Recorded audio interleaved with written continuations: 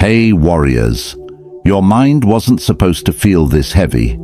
Somewhere between childhood and now, it became a storage unit for everything nobody else wanted to carry. Expectations that were never yours, standards you never agreed to, fears borrowed from people who were scared themselves, voices that keep talking even though they stopped making sense years ago. And the worst part, most people walk around thinking this is just how it is.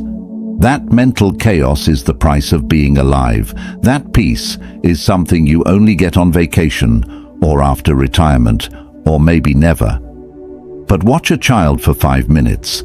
They're fully here, completely absorbed in what's right in front of them. They're not replaying yesterday or rehearsing tomorrow. They're just present, focused, clear. What happened between then and now? Life got loud, the world got faster, and nobody taught us how to filter the noise. So now there's a constant stream running through the mind.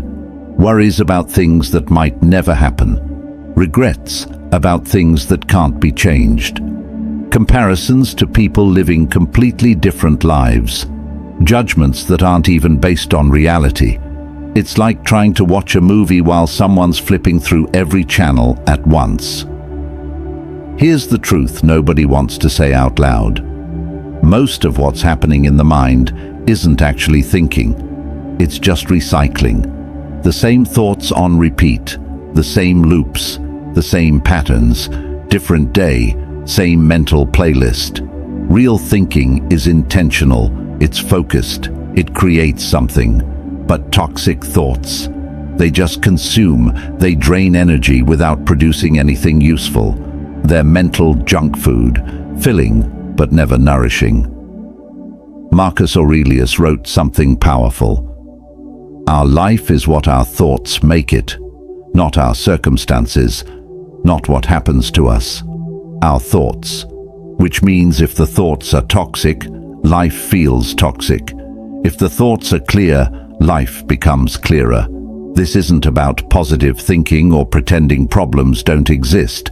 It's about recognizing that most suffering happens between the ears, not out in the world. The event happens once. But the mind? It'll replay that event 100 times, adding commentary, making it worse, turning a moment into a lifetime of pain. So, here's what's happening right now. This isn't another video telling people to just think positive or let it go, without showing how this is about the actual mechanics of clearing mental space. The real techniques that work when thoughts are spinning out of control at 2 in the morning. If this is landing, hit that like button. Share this with someone who's been stuck in their head lately. Subscribe to this channel because this community is learning to think clearly in a world designed to keep minds scattered, and don't skip ahead. If you're ready to reclaim your mental space and take back control, write this powerful declaration in the comments right now. Clear mind, focused life. Number 1. The thought isn't the problem. The belief in it is. Here's where most people get it wrong. They think the goal is to stop having negative thoughts, to somehow achieve this perfect mental state where only good thoughts appear. That's not just unrealistic, it's impossible. The human brain produces thousands of thoughts per day. Some estimates say up to 60,000. Most of them, complete nonsense, random, meaningless, like mental static. Did anyone else think that sounded weird? Why did they look at me like that? What if everything falls apart? Maybe everyone secretly hates me. These thoughts just appear like pop-up ads in the mind. And here's the key. Having the thought doesn't mean anything. It's just a thought. It has exactly as much power as someone gives it. The problem starts when there's belief. When the thought shows up, and instead of letting it pass through, there's this moment of, oh no, this must be true. This must mean something about me. That's when the thought becomes toxic. That's when it starts poisoning everything. Think of it like this. Imagine standing by a river. Thoughts are like leaves floating by on the water. Some leaves are pretty, some are ugly, some are interesting, most are boring, but they're all just floating past. They keep moving unless someone reaches in and grabs one. That's belief. Reaching into the river, grabbing a leaf, and holding on to it.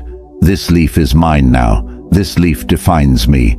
This leaf is the truth about who I am. Meanwhile, 1,000 other leaves keep floating by, but they're invisible now because all the focus is on this one leaf, this one thought, this one story about being not enough or too much or broken or behind. Epictetus taught something radical. It's not what happens to you, but how you react to it that matters. And that includes thoughts. A thought happens, it appears, but the reaction to it, that's where freedom lives or dies.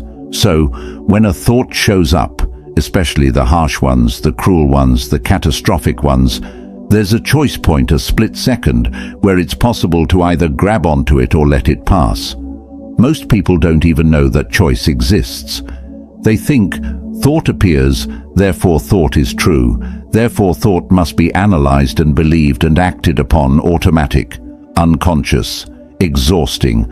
But once there's awareness of that choice point, everything changes. Oh, there's a thought saying, I'm a failure. Interesting. Is that actually true, or is that just fear talking? Is there evidence for this, or is this just an old pattern running on autopilot?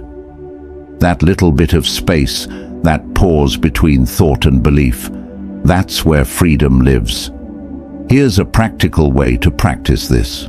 When a toxic thought appears, instead of immediately believing it, just label it. That's a worry thought. That's a comparison thought. That's a fear thought. That's a shame spiral starting. Labeling creates distance.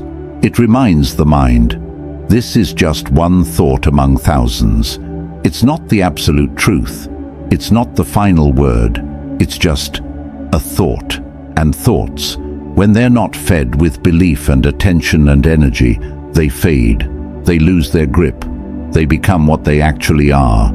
Temporary mental events that come and go like weather. Type this affirmation below and let it be your anchor when thoughts try to pull you under. Thoughts pass, I remain. Number 2, the mind follows where attention leads. There's a spotlight in the mind. Right now, it's pointed at something. Maybe it's these words. Maybe it's a worry lurking in the background. Maybe it's a memory that won't stop replaying. Whatever that spotlight touches becomes the entire world for that moment. Here's what most people don't realize. That spotlight. It can be moved, intentionally, on purpose. It doesn't just randomly land on things, though it feels that way when it's untrained. The mind is like a puppy. Left to its own devices, it'll chase every squirrel, bark at every shadow, and dig holes in places it shouldn't. But with training, with consistency, it learns where to focus and where not to waste energy.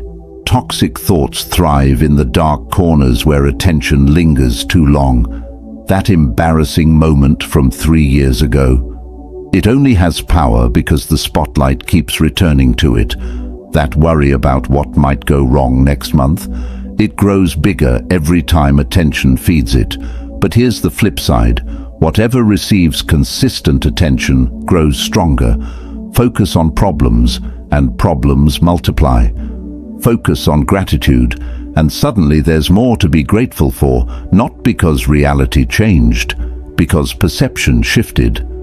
The Stoics called this guarding the mind.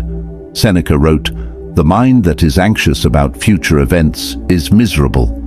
He wasn't saying don't plan for the future, he was saying don't give attention to imaginary disasters that haven't happened and probably never will. So how does this actually work? How does someone move the spotlight when toxic thoughts feel so magnetic, so demanding, so impossible to ignore? Start small. Right now, wherever anyone is reading or listening to this, notice 5 things in the immediate surroundings. Actually see them. The color of a wall, the texture of fabric, the way light hits a surface, a sound in the background, the feeling of breath moving in and out. That's attention being redirected. That's the spotlight being moved from whatever mental loop was running to what's actually happening in this moment. And in this moment, right now, things are usually okay. Not perfect, but okay. The toxic thoughts live in past and future. Why did that happen? What if this goes wrong? They can't survive in the present moment because the present moment is just what is no story, no drama, just reality, plain and simple. This doesn't mean ignoring real problems. It means not giving attention to mental fiction. If there's a real problem that needs solving, attention should go there. But focused, clear attention that leads to action, not the scattered, anxious attention that just spins in circles. Here's a practice that actually works. When the mind starts spiraling, ask one question: what needs my attention right now? Not in an hour, not tomorrow, right now. Usually the answer is simple: a task, a conversation, a meal, a breath, something real and present.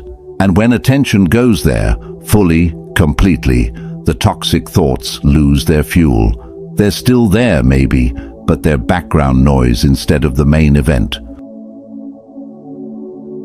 Number 3. Motion breaks mental stagnation. The body and mind aren't separate. They're connected in ways that run deeper than most people realize. When the body is stuck, stagnant, frozen, the mind follows. When the body moves, the mind shifts too. Ever notice how toxic thoughts get louder when sitting still, late at night, lying in bed, and suddenly the mind becomes a courtroom where every mistake is being prosecuted? Or sitting at a desk, staring at a screen, and the inner critic starts its daily performance review. But take a walk. Suddenly thoughts start flowing differently. They're less sticky, less intense. The rhythm of movement creates a rhythm in thinking. Problems that seemed impossible start having solutions.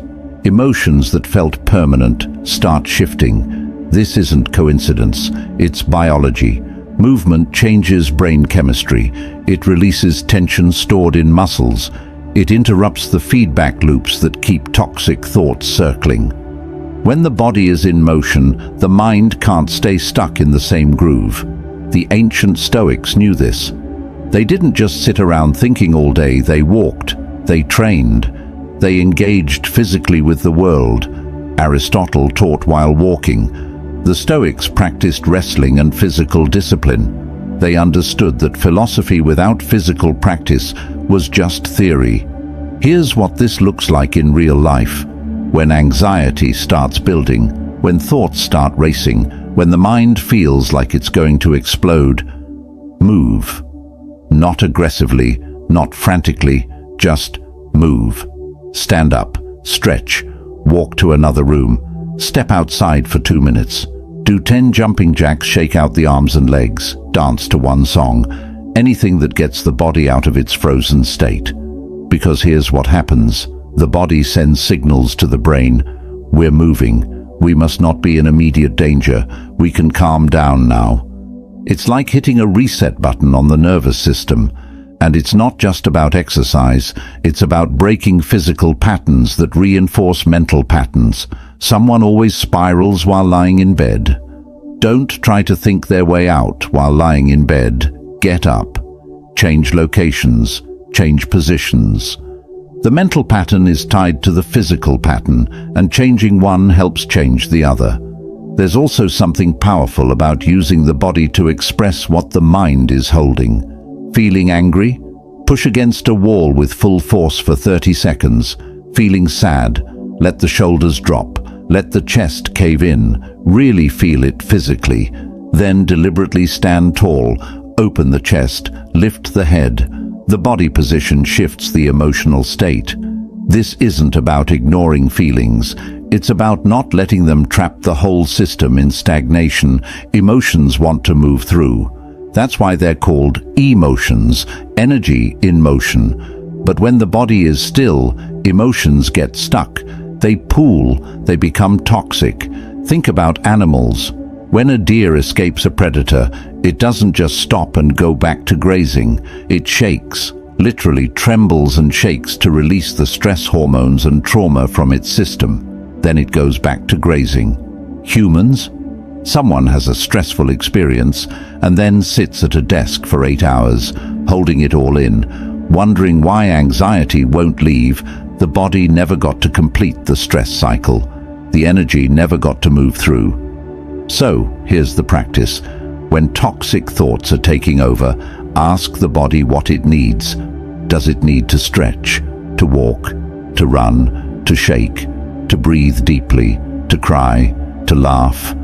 And then let it. Give the body permission to move, to release, to express, not performing for anyone, not trying to look a certain way, just letting the physical system do what it naturally wants to do, discharge stuck energy and return to balance. The mind will follow. It always does. Number 4. What enters the mind shapes what exits it. The mind is permeable. It absorbs. Everything that comes in leaves a residue, changes the chemistry, shifts the landscape. And most people are letting absolutely anything walk through the front door. Wake up, grab the phone, scroll through highlight reels of lives that aren't real, read about disasters happening across the world, absorb opinions from strangers who are angry about everything, listen to songs about heartbreak and betrayal. Watch shows filled with violence and chaos, then wonder why the mind feels anxious, scattered and dark. It's not a mystery, it's input and output. Feed the mind poison, get poisoned thoughts. Feed it chaos, get chaotic thinking. Feed it comparison, get feelings of inadequacy. The mind doesn't have an automatic immune system that filters out toxicity. It takes in whatever it's exposed to and tries to make sense of it. And when it's constantly exposed to negativity, even if it's quiet, even if it feels harmless, that negativity becomes the default setting. Think about walking into a room that smells like smoke. At first, it's obvious and unpleasant, but stay there long enough, you stop noticing it. The nose adapts. The same thing happens to the mind. Constant exposure to toxic content becomes normal. Background noise, barely noticeable, but still there, still influencing mood, still shaping thoughts. Marcus Aurelius wrote, "The things you think about determine the quality of your mind. Your soul takes on the color of your thoughts." He understood that what enters shapes what becomes. The mind isn't separate from what it consumes. It becomes what it consumes. So what does protecting mental input actually look like? It means becoming selective, intentional, almost ruthless about what gets access. Maybe that means not checking the phone first thing in the morning, starting the day with silence or music or movement instead of immediately downloading everyone else's chaos into a fresh mind. Maybe it means unfollowing accounts that spark envy or insecurity, even if they're popular, even if everyone else follows them. The mind doesn't need to see perfectly curated lives that make real life feel small. Maybe it means limiting news consumption. Staying informed is one thing. Refreshing feeds about every terrible thing happening everywhere is another. The mind was never designed to carry the weight of global suffering 24/7. It collapses under that load. Maybe it means being selective with conversations. Some people drain life. They complain endlessly, create drama, and pull others into their negativity. And while compassion matters, there's a difference between supporting someone and becoming a dumping ground for their emotional pollution. Maybe it means curating what plays in the background, the music, the podcasts, the shows. If it's filling your mental space with darkness, anger, or fear, even unconsciously, it's shaping your thoughts in those directions. This isn't about living in a bubble or pretending negativity doesn't exist. It's about recognizing that attention and mental space are limited resources. They're precious, and giving them away carelessly to whatever screams loudest turns the mind into a battleground instead of a sanctuary.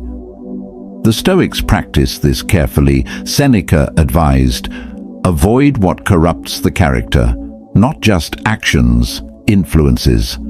He understood that being around certain people, consuming certain content, exposing the mind to certain energies, inevitably shapes thinking and behavior. Here's a practical step. For 1 week, track what you consume. Every scroll session, every show, every conversation, every song. Then, at the end of the week, notice the patterns. How does the mind feel after each input? Lighter or heavier? Clearer or more confused? Energized or drained? Then make cuts. Quiet, clean, ruthless cuts. If something consistently leaves the mind worse than it found it, remove it, unfollow, unsubscribe, delete, walk away. No guilt, no apology. Protecting your mental health isn't rude, it's survival, and start adding better inputs. Things that inspire, that teach, that calm, that strengthen, books that expand you, music that lifts you, people who bring out the best in you, content that leaves the mind feeling more capable, not more broken. The mind will resist at first. It's used to the junk food, it's addicted to the drama, but feed it quality consistently and the cravings for toxicity fade. New patterns form, new defaults take shape. If you're committed to becoming the gatekeeper of your own mind, prove it by leaving this affirmation below. I protect what I consume. Number 5. Clarity comes from closing open loops. The mind keeps lists. Invisible lists of unfinished business, things left unsaid, decisions not made, conflicts unresolved, projects half done, promises unkept, especially promises to oneself, and every single item on those lists takes up mental RAM. Like a computer with too many programs running in the background, the mind slows down, gets foggy, feels overwhelmed even when nothing urgent is happening because there are 50 things quietly demanding attention underneath the surface. Toxic thoughts love open loops. They feed on them. That conversation that ended badly 3 months ago, still unresolved, so the mind keeps replaying it, trying different outcomes, creating imaginary versions of what should have been said, that decision that keeps getting postponed. The mind keeps circling back to it, weighing options, creating anxiety about choosing wrong. These open loops create mental clutter that makes focus impossible. It's like trying to watch a movie while someone keeps pausing it to remind about things that need doing. Can't be present, can't be clear, can't think straight, because the mind is juggling too much unfinished business. Epictetus taught about distinguishing between what's in our control and what isn't, but then actually following through on what is controllable, not just acknowledging it, acting on it, completing the loop. So what does closing loops actually look like? It starts with making the invisible visible, writing down everything that's creating mental noise, every unfinished task, every unmade decision, every unresolved situation. Getting it out of the head and onto paper where it can be seen clearly. Then comes the hard part, taking action or making a decision, even if it's uncomfortable, even if it's not perfect, because an imperfect decision that closes a loop creates more mental space than perfect indecision that leaves it open. That difficult conversation that's been avoided, schedule it, have it, close the loop. Even if it doesn't go perfectly, at least it's no longer hanging in mental limbo, creating anxiety every time that person's name comes up. That project that's been half finished for months, either commit to a deadline and finish it, or consciously decide to abandon it and stop feeling guilty. Both options close the loop. Leaving it in perpetual someday drains energy without creating anything. That apology that needs to be made? Make it that boundary that needs to be set. Set it. That thing that needs to be said? Say it. Each one closes a loop and frees up mental space. Sometimes closing a loop means accepting that something can't be resolved. A relationship that ended badly and the other person won't communicate. The loop can still be closed internally. I did what I could. This is beyond my control, now I'm letting it go. That's closure. Not perfect, but complete enough to stop the mental drain. The mind craves completion. It's wired to want resolution. That's why unfinished loops are so torturous. They go against the mind's natural desire for order and closure. But when loops get closed, even in small ways, there's an immediate sense of relief, lightness, clarity. Here's a practice. Every evening before sleep, close at least one small loop. Respond to that message. Put away that item that's been sitting out for days. Make that appointment. Complete that tiny task. Just one. Build the habit of completion instead of accumulation. And for the bigger loops, the ones that feel impossible to close, break them down. What's one small action that moves toward closure? Not the whole thing, just the next step. Then take it, then take the next one. Momentum builds, progress happens, loops close. The mental freedom that comes from this is profound. Suddenly there's space to think, to focus, to be present, because the background noise of 50 unfinished things demanding attention has quieted. The mind can finally rest. If you're done leaving things unfinished and ready to close those mental loops, declare it by commenting, "I finish what I start." Number 6. The stories being told create the reality being lived. Every single person is walking around with a narrator in their head, a voice telling stories about what everything means, what that look meant, what that situation says about the future, what that mistake reveals about character, what other people are thinking, what's possible and what isn't. And here's the thing, that narrator is making most of it up, not lying exactly, but interpreting, filling in gaps, creating meaning where there might not be any, turning neutral events into personal dramas, taking one data point and building an entire narrative around it. Someone doesn't text back. The narrator says, "They're upset. They don't care anymore. This relationship is falling apart." Reality. Maybe their phone died. Maybe they're busy. Maybe they forgot. But the story has already been written, believed, and reacted to. A project doesn't go perfectly. The narrator says, "This is proof of inadequacy. Everyone's going to see this failure. This confirms what was always suspected, not good enough." Reality. It's one project, one outcome, one moment in thousands, but the story expands it into an identity. These stories, these narratives the mind creates, they shape everything, how situations are interpreted, how emotions are felt, what actions are taken or avoided, what becomes possible or impossible. The story being told becomes the life being lived. Marcus Aurelius wrote, "Everything we hear is an opinion, not a fact.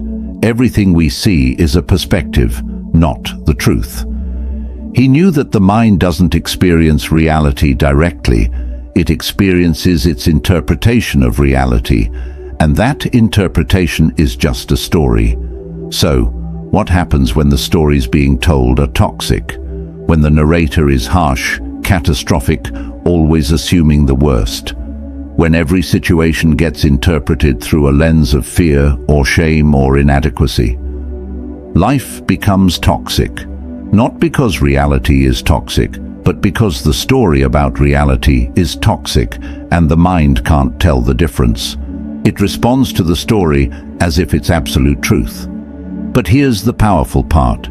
If stories are being made up anyway, why not make up better ones? Not delusional stories that ignore reality, but fairer ones, more accurate ones. Stories that leave room for possibility instead of closing every door. Someone doesn't text back. New story. They'll respond when they can. This doesn't mean anything about how they feel. Neutral. Fair. Doesn't create unnecessary suffering. A project doesn't go perfectly. New story. This is feedback. This shows what to adjust. This is how learning happens. Constructive. Growth-oriented. Doesn't collapse an outcome into an identity. This isn't about forced positivity. It's about catching the stories being told and asking, is this the only way to interpret this? Is this story serving growth or feeding toxicity? Is this narrative based on facts or assumptions? Most toxic thoughts are built on stories filled with assumptions. Mind reading, they definitely think less of me now. Fortune telling, this is never going to work out. Labeling, I'm just broken. These aren't facts, they're narratives, and they can be questioned. The Stoic practice was to separate impression from judgment. Something happens.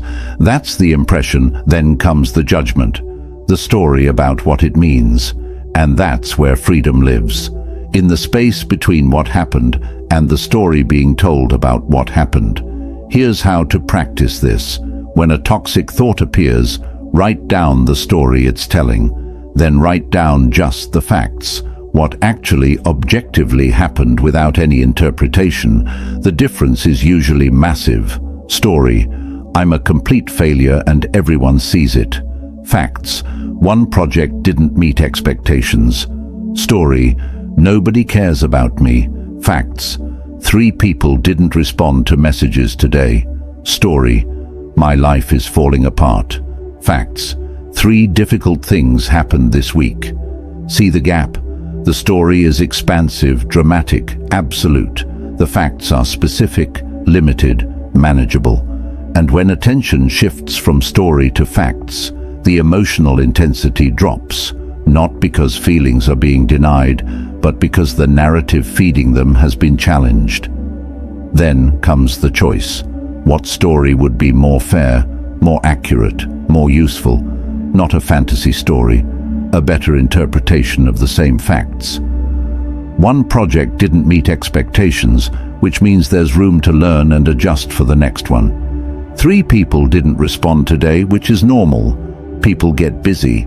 It doesn't reflect their feelings about me. 3 difficult things happened this week, which is challenging. And also, I'm still here, still handling it, still moving forward. These aren't lies. They're just different stories, fairer ones. And when the story changes, the mental and emotional experience changes too. The narrator in the mind will never shut up completely, but it can be trained.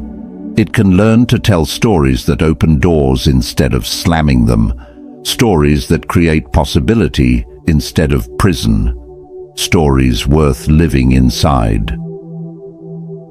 Number 7. Mental space expands when physical space clears. The environment matters more than most people admit, not in some mystical way, but in a completely practical one. The space someone lives in, works in, spends time in, it affects the mind constantly. Walk into a room that's cluttered, messy, chaotic. Notice what happens internally. The mind mirrors it, feels scattered, overwhelmed, unfocused. There's a weight to physical disorder that translates directly into mental disorder. Now walk into a clean, clear, organized space. The mind settles, breathing deepens, focus sharpens. There's a sense of calm that comes from external order that the internal world responds to immediately. This isn't about perfectionism or having a magazine-worthy space. It's about recognizing that the mind is constantly processing the environment, consciously and unconsciously, and when the environment is chaotic, the mind expends energy just trying to manage the sensory overload. The Stoics lived simply, not because they couldn't afford more, But because they understood that excess creates distraction, Seneca wrote about how possessions end up possessing their owners.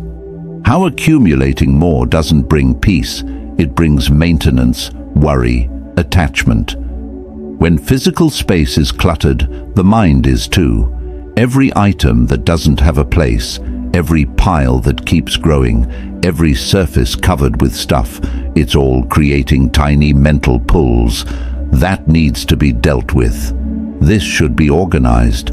That's been sitting there for weeks. Those pulls add up. They create a constant low-level stress that might not be obvious, but is always there, draining energy, fragmenting attention. So, what does clearing physical space actually do for mental space? It removes decision fatigue. In a cluttered environment, the mind is constantly making micro-decisions. Should I move that? Where does this go? Why is that there? Even when those decisions aren't being made consciously, the brain is processing the disorder. Clear the space, and those decisions disappear. The mind has fewer inputs to process, fewer problems to solve, fewer things demanding attention. It's like closing 20 browser tabs at once. Suddenly, everything runs smoother. It also removes visual reminders of incompletion. That pile of papers?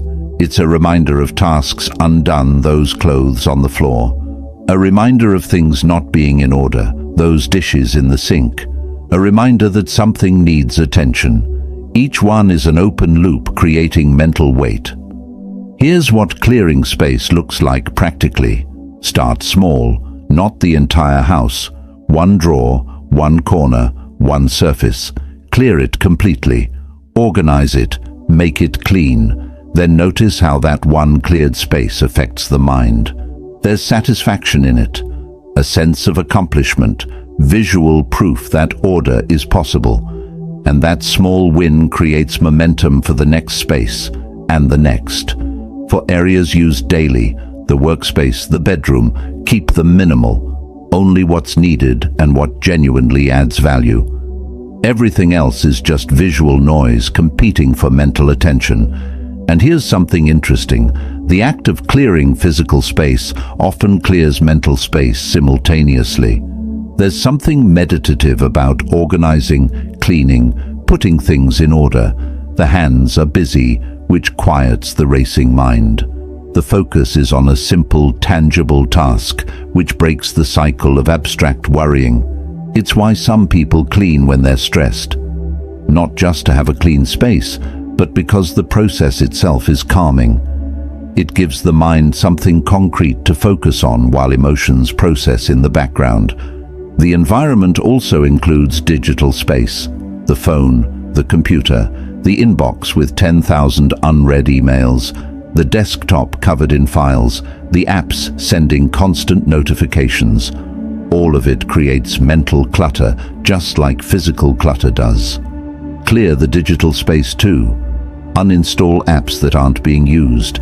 Delete old files. Organize what remains. Turn off notifications that aren't essential. Create boundaries around when and how devices are used. The mind craves simplicity. It functions best in environments that support focus rather than fracture it. And while it's impossible to control every environment, the spaces that can be controlled, home, workspace, digital devices, those matter deeply. Clear the space, clear the mind. It's that direct, that immediate, that powerful. If you're ready to create an environment that supports your mental clarity instead of sabotaging it, commit by typing clear space, clear mind. Number 8. Resistance feeds what it fights. Here's a paradox that trips up almost everyone. The harder someone fights against a toxic thought, the stronger it becomes. Push it away and it pushes back harder. Try to suppress it and it shows up louder. Resist it with everything and it takes over completely. It's like trying to hold a beach ball underwater. Takes constant effort, constant attention, constant energy. And the moment there's any relaxation, it explodes back to the surface with even more force.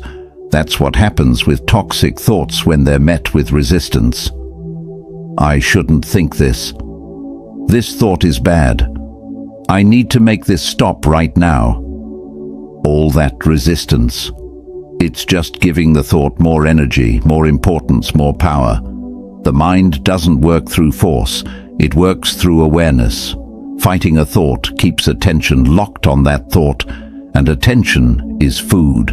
Whatever gets attention grows. So, fighting toxic thoughts is actually feeding them while trying to starve them. No wonder it doesn't work. Carl Jung said, "What you resist persists." The Stoics understood this in their own way. They didn't teach suppression. They taught acceptance of what is, combined with wise action toward what could be. Accept the thought exists. Don't give it power through resistance.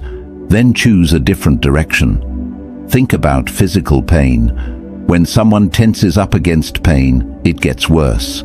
The muscles contract, blood flow restricts, the nervous system amplifies the signal. But when someone breathes into the pain, relaxes around it, accepts it without fighting it, often the pain lessens, not because it's gone, but because resistance isn't multiplying it. Same with mental pain, same with toxic thoughts. They appear. That's just what minds do.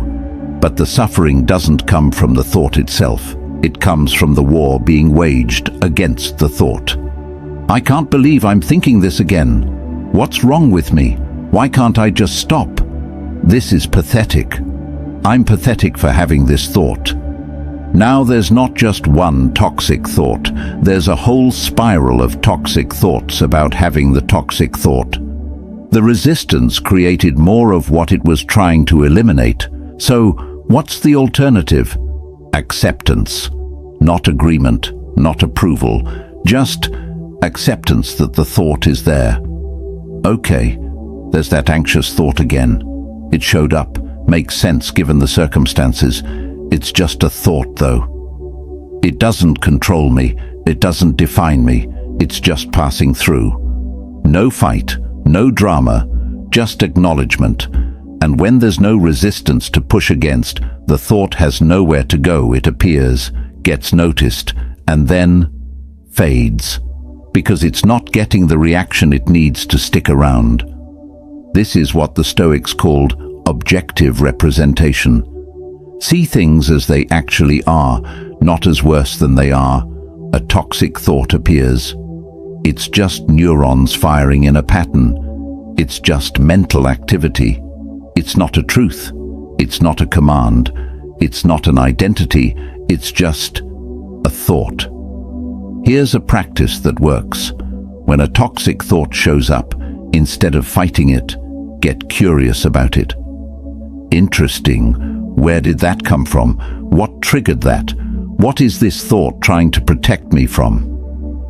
Curiosity dissolves resistance. Can't be at war with something while genuinely curious about it, and often underneath toxic thoughts are legitimate concerns or unmet needs trying to get attention in the only way they know how. The anxious thought about the future? Maybe it's pointing to something that actually does need planning or preparation. Address that practical need, and the thought often quiets. The self-critical thought. Maybe it's an internalized voice from childhood that learned criticism equals safety. Understanding that context takes away its power. The thought doesn't have to be destroyed. It just has to be seen clearly. And when it's seen clearly, without resistance, without making it bigger than it is, it naturally loses intensity. The beach ball can float on the surface. It doesn't have to be underwater. It doesn't have to be thrown away. It can just be there. Neutral, not a threat, just an object in the water. Number 9. Consistency shapes destiny more than intensity. Everyone wants the dramatic moment, the breakthrough, the one powerful experience that changes everything forever. And sometimes those moments happen, but they're not what creates lasting change. They're not what builds a mind that stays clear and focused through difficulty. What builds that? Small actions, repeated daily, over weeks, over months, over years. Consistency. Someone can have the most profound insight about toxic thoughts while watching a video like this, can feel completely transformed, completely clear, ready to take on the world. And then, 2 days later, back to the same patterns, same loops, same mental chaos. Because one moment of clarity doesn't reprogram years of conditioning. One powerful experience doesn't override thousands of hours of practiced mental habits. Transformation isn't an event, it's a process, and processes require repetition. The Stoics knew this deeply. They didn't just study philosophy once and call it done. They practiced daily. Marcus Aurelius wrote in his journals every single day, working through his thoughts, reminding himself of principles, redirecting his mind toward wisdom. Epictetus taught his students through constant repetition, knowing that understanding something once doesn't mean it's integrated. Think about learning any skill. Playing an instrument, speaking a language, building strength. Nobody practices once intensely and becomes a master. It's the daily practice, even when it's boring, even when progress isn't obvious, even when motivation is low, that creates real capability. Mental clarity works the same way.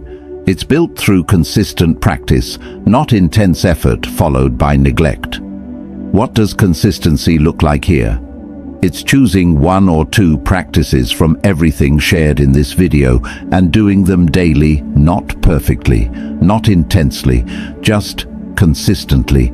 Maybe it's taking 2 minutes every morning to notice and release toxic thoughts before they build momentum every single morning, even when running late, even when it feels unnecessary, especially then. Maybe it's the evening practice of closing 1 open loop before sleep every night. Just 1. Building the habit of completion instead of accumulation. Maybe it's the moment a toxic thought appears, pausing to label it instead of believing it every time. That's a worry thought. That's a comparison thought. Building the habit of awareness instead of automaticity. These practices seem small, almost too small to matter, but that's exactly why they work. They're sustainable. They don't require massive willpower or perfect conditions. They just require showing up, even in the smallest way, consistently. There's a concept in behavior change, the aggregation of marginal gains. Small improvements, 1% better, compounded over time, create massive results. Not because any single day is transformative, but because the direction is consistent and the accumulation is powerful. 1 day of mental clarity practice. Barely noticeable. 30 days. There's a shift. 90 days. The mind operates differently. A year. It's a completely different mental landscape. Not because of one intense breakthrough, but because of small, repeated choices that became patterns, that became a new way of being. The mind learns through repetition. Neural pathways strengthen with use. What gets practiced becomes automatic. So practicing toxic thought patterns daily creates a mind ruled by toxicity. Practicing clarity daily creates a mind that defaults to clarity. It's simple, not easy, but simple. Show up. Practice. Repeat. Trust the process even when results aren't immediate, especially when results aren't immediate. Because intensity burns out, consistency builds. And the goal isn't to have one perfect day where the mind is completely clear. The goal is to have 1,000 imperfect days where the mind gets slightly better at managing itself, slowly building toward a life where focus and peace are the baseline instead of the exception. So here's where everything lands. There are 1,000 techniques for clearing the mind, hundreds of philosophies, endless advice. But none of it matters without one thing, the decision that this matters enough to actually do something about it. Not just wanting a clear mind, not just wishing toxic thoughts would disappear, but deciding, really deciding, that mental clarity is worth protecting, worth practicing, worth prioritizing even when it's inconvenient. Because here's the truth. The mind will stay cluttered as long as clutter is tolerated. Toxic thoughts will keep running the show as long as they're given the stage. Focus will remain fractured as long as attention is handed away carelessly to everything that demands it. But the moment there's a genuine decision, this is how I choose to operate now. This is the standard I'm holding for my mental space. This is non-negotiable. Everything shifts. Not magically, not instantly, but inevitably. The techniques shared here aren't theoretical, they're practical. They work, but only when applied, only when practiced, only when followed through beyond the first spark of inspiration. Right now, there's a choice. Close this video, feel momentarily inspired, and then fall back into the same mental patterns that brought someone here in the first place.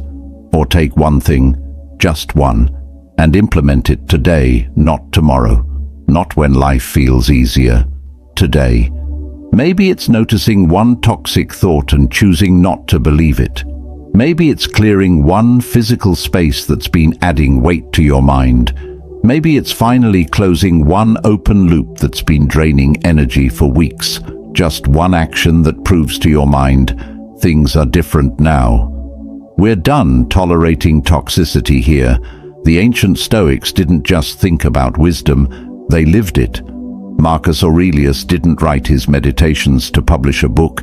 He wrote them as daily reminders to himself about who he wanted to be and how he wanted to think. He knew that without constant practice, the mind drifts back to old patterns. Same applies now. This isn't about consuming more information, it's about applying what's already been shared. It's about taking ownership of your mental space and refusing to let it become a dumping ground for every fear, every worry, every toxic pattern that shows up. The mind clears when the choice is made, and it stays clear when that choice is reinforced through daily action, not perfect action, just consistent, intentional, honest effort to create something better than what existed before this community. Everyone watching, everyone practicing, everyone choosing clarity over chaos. This is where support lives. So if this resonated, hit that like button, drop a comment sharing which truth hit hardest or which practice you're going to implement first. Share this video with someone who's been trapped in their own mind lately, and subscribe. Because the conversation continues, the support continues, and growth is always stronger together than alone. The mind is the foundation of everything. When it's clear, life expands. Opportunities appear. Relationships deepen. Work improves. Peace becomes